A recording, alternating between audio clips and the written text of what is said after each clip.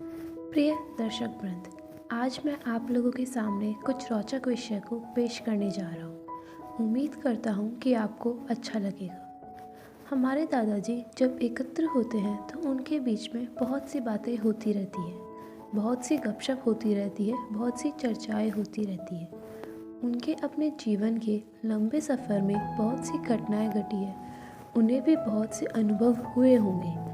उनमें से कुछ खास चर्चाएं या तो कह सकते हैं कुछ घटनाएं जो उनके साथ हुई है, जो बहुत ही स्मरणीय हैं, उन पर आलोकपात करते हुए उन सारी कहानियों को मैं इस चैनल के माध्यम से आपके सामने पेश कर रहा हूँ और उम्मीद करता हूँ कि आप लोगों को ज़रूर पसंद आएगा। आज की कहानी का शीर्षक है एक मासूम सा पौधा। कहानी शुरू करने से पहले मैं एक विशेष घोषणा करना चाहता हूँ। यहाँ पर जो भी कहानियाँ आपको सुनाई जा रही है संपूर्ण रूप से कल्पनाओं पर आधारित है।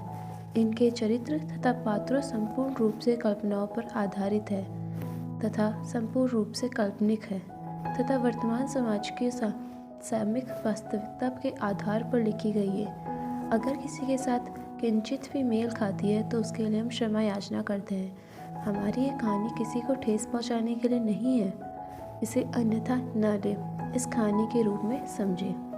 तो हम हमारी कहानी का पहला पार्ट शुरू करते हैं। सन 1980 के दशक की बात है।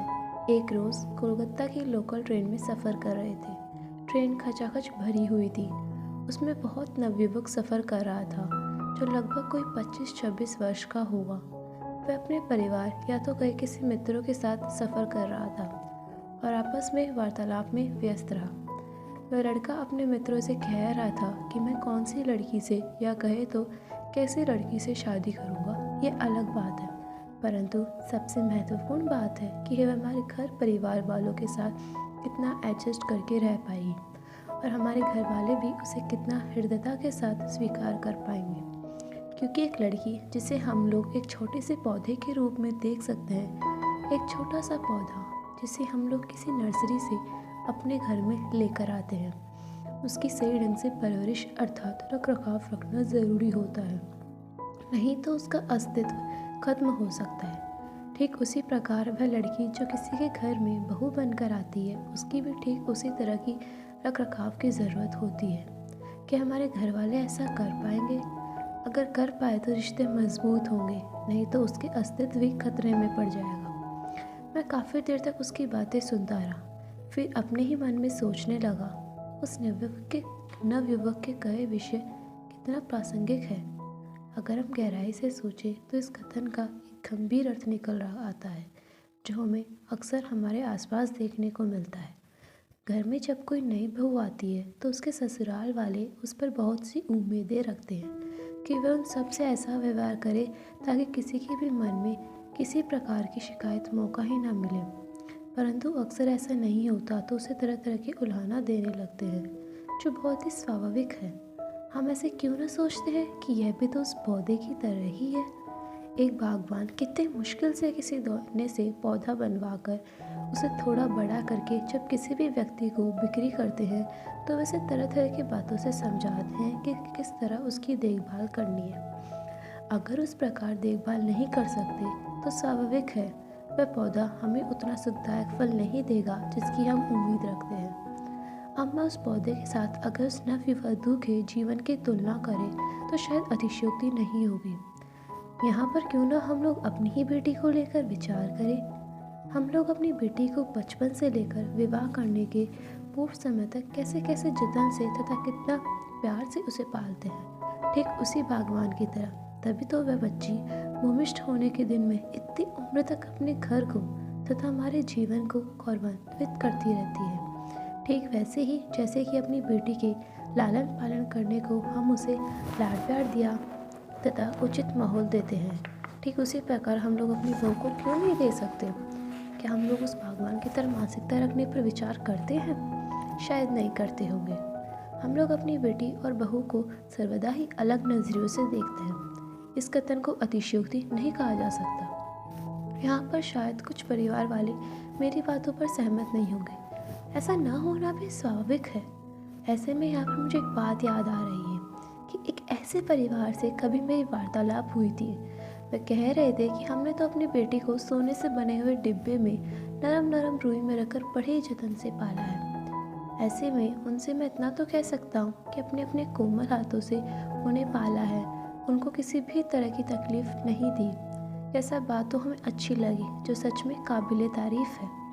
ऐसे में मुझे यहाँ पर एक बात और याद आ रही है कि एक बार एक बेटी की जब शादी की चर्चा घर में हो रही थी, तो बेटी अपनी माँ से कह रही थी कि क्या मेरे ससुराल वाले मुझे प्यार तो करेंगे ना, किसी भी तरह के अत्याचार तो नहीं करेंगे ना। जवाब में उसकी माँ उसे समझाते हुए कहती है, बेटा, सभी मनुष्य के अलग अलग गुण दोष दोनों ही होते हैं। अगर मैंने तुम्हें कोई अच्छी सी शिक्षा दी होगी तो तुम उनमें सभी के प्रति ज़रूर अपने प्यार, सम्मान तथा अपने निष्ठा के साथ अपना कर्तव्य को निभाओगी और साथ ही अपने व्यवहार से सभी के मन में जगह बना लेने का कर्तव्य भी तुम्हारा होता है। अगर तुम ऐसा कर सकते हो तो सभी लोग तुमसे प्यार करेंगे, केवल प्यार ही नहीं, सराखों पर रखेंगे। अब तुम छोटी बच्ची नहीं रही, तुम उंगली पकड़कर सिखाने का समय नहीं रहा। अपने विवेक से सभी के साथ अनुरूप व्यवहार करते हुए तुम्हें सभी के बीच में जगह बना लेने का प्रयास करते रहना चाहिए। अगर ऐसा हुआ तो मैं अपने आप को एक सार्थक बागवान के रूप में गर्वान्वित महसूस करूँगी। अगर तुमने उन लोगों के साथ संतोषजनक व्यवहार नहीं किए तो स्वाभाविक है कि हमारी बदनामी होगी। लोग यही कहेंगे कि उसके माता पिता उसे अच्छी शिक्षा नहीं दे पाए। मैं अपनी बहू से जिस तरह की उम्मीद रखती हूँ, ठीक उसी प्रकार जब मेरी बेटी किसी परिवार की बहू बनती है तो ससुराल वाले भी तुम्हारे उसी तरह से व्यवहार की उम्मीद रखते हैं। इसमें किसी प्रकार का संदेह क्यों रहे। चंद्रशेखर जी की 3 बेटी हैं, परंतु उनके कोई बेटा नहीं है। तीनों बेटियों में से दोनों बेटी की शादी अच्छे घर परिवार तथा अच्छे पैसे वालों के साथ करवाई, तो जो मूल रूप से ज्वेलरी के बहुत बड़े बिजनेस से संबंध रखते हैं, और बहुत ही धूमधाम से तथा बहुत से दान दहेज के साथ दोनों को विदा किए। परंतु छोटी बेटी अनामिका की शादी को लेकर बहुत परेशान होने लगी, क्योंकि उन्हें अपनी बेटी के अनुरूप लड़के नहीं मिल रहे हैं। क्योंकि चंद्रशेखर जी के परिवार आधुनिक युग के ना भी हो, परंतु आधुनिकता तथा पश्चिमी देशों की सभ्यता उनमें कूट कूट कर भर चुकी है। इसलिए कि उनकी आर्थिक संगति के कारण वो लोग बहुत से पश्चिमी देशों में भ्रमण किया। Europe, America, Canada, Britain, Germany, France तथा ऑस्ट्रेलिया, न्यूजीलैंड, अफ्रीका के कई देश तथा रशिया, इंडोनेशिया, थाईलैंड, हांगकांग जैसे देशों में भ्रमण कर चुके हैं। एक तरफ जहाँ चंद्रशेखर जी उनमें से कुछ देशों में साथ व्यवसाय संपर्क में रहे, वहीं कुछ ऐसे भी हैं जहाँ वे केवल घूमने के लिए गए हैं। अब जहाँ पर भी बेटी अनामिका के रिश्ते की बात होती है, वहाँ पर किसी न किसी बहाने रिश्ते बनने के बजाय बिगड़ने लगते हैं और बेटी की शादी रुक जाती है। इधर अनामिका की उम्र बढ़ती चली जा रही है। ऐसे में एक जगह पर रिश्ता तय होता है और वहाँ पर अनामिका की शादी करवा दी जाती है।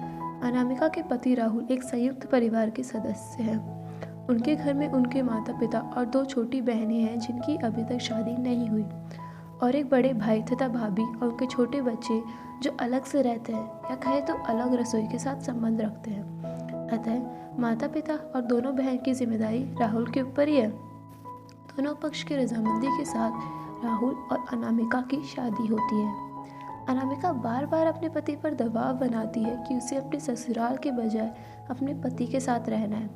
अनामिका के मायके वाले भी उस पर दबाव बनाते जा रहे हैं, परंतु राहुल की मजबूरी है कि वह बीएसएफ में नौकरी करता है, जहाँ पर बॉर्डर एरिया में फैमिली क्वार्टर की कमी है तथा अलग से फैमिली रखने की सुविधा न होने के कारण वह अपने साथ अपने पति को नहीं रख सकता। ऐसे में उसका कहना है कि जब जब सुविधा होगी तब तक हम अपने परिवार को साथ में रखेंगे और बाकी समय अनामिका अपने ससुराल में रहे, या तो अगर ससुराल में न रहे तो अपने मायके वालों के साथ रह सकती है। गुजरते समय के साथ साथ अनामिका को एक बच्ची होती है। ऐसे में अनामिका के ससुराल वाले उसे अपने साथ रहने को कहते हैं तथा उसे समुचित प्यार भी करते हैं, परंतु अनामिका अपने परिवार से खुश नहीं है। वह अपने ससुराल वालों के ऊपर तरह तरह के इल्ज़ाम लगाती है और पति राहुल पर दबाव बनाती है कि उसे या तो अपने साथ रखे या तो उसे तलाक दे दे। अब ससुराल गए या कोई भी घर गए, जहाँ पर भी ढेर सारे बर्तन रहते हैं, वहाँ पर उनमें आपसी टक्कर तो होती रहती है। फिर भी अनामिका कहे या उनके मायके वाले कहे, इस परिस्थितियों से समझौता करने पर राजी नहीं है। परंतु राहुल की मजबूरी है कि वह अपने परिवार को लगातार अपने साथ नहीं रख सकता। जैसा कि बहुत सी नौकरी में या कहे तो सिविल सर्विसेज में ऐसी सुविधाएं होती हैं। ऐसे में अनामिका के मायके वालों से राहुल पर इस तरह दबाव डाले जा रहे हैं कि या तो अपनी पत्नी और बच्ची को अपने घर वालों के साथ रखने के बजाय वह अपने क्वार्टर में रखे, या तो वह नौकरी छोड़कर अनामिका के साथ ससुराल में घर जमाई बनकर अनामिका के पिता चंद्रशेखर जी के बिजनेस को संभाले, या तो आखिरी तरीका है कि अनामिका को तलाक दे दे। परंतु तलाक भी दे दे तो अनामिका के तथा बेटी नित्या के भरण पोषण का खर्चा उसे ही उठाना होगा। अब राहुल बेचारा क्या करे। चंद्रशेखर जी को पहले ही सोचना चाहिए था कि बीएसएफ तथा कोई भी फौजी, चाहे वह सिपाही हो या अधिकारी हो, उनके जीवनचर्या बहुत कठिन होता है। ऐसे में अपने परिवार वालों को चाहकर भी सारी सुविधाएं नहीं दे सकते, न ही अपने साथ रख सकता है, जो कि एक सिविल सर्विसेज वाले कर सकते हैं। ऊपर से राहुल एक सिपाही है, उसकी लाइफ तो और भी कठोर होती है। एक बात और है कि जब भी चाहे ऐसी नौकरी से रेजिग्नेशन नहीं दे सकता, जैसा कि सिविल सर्विसेज में होता है। चंद्रशेखर जी को चाहिए था कि वह अपने से पूरा जानकारी करके अपनी बेटी की शादी करवाते। सबसे अच्छी बात होती कि चंद्रशेखर जी अपनी बेटी की शादी ऐसे किसी फौजी के साथ न करवाते, क्योंकि उनके परिवार की परिस्थितियों के साथ राहुल के जीवन बिल्कुल मेल नहीं खाते। अब मान लो कि अनामिका को तलाक भी मिल जाएगा, उससे अपनी बेटी नित्या की परवरिश के खर्चे भी मिल जाएंगे, चाहे राहुल रोकर दे या हंसकर, चाहे उसके लिए वह खुद भी बिक जाए। परंतु क्या उससे अनामिका के जीवन में वह आनंद मिल पाएगा जो एक दाम्पत्य जीवन में मिलता है? क्या बेटी नित्या को वे सारे सुख मिल पाएंगे जो एक पिता के संग रहकर मिलते हैं?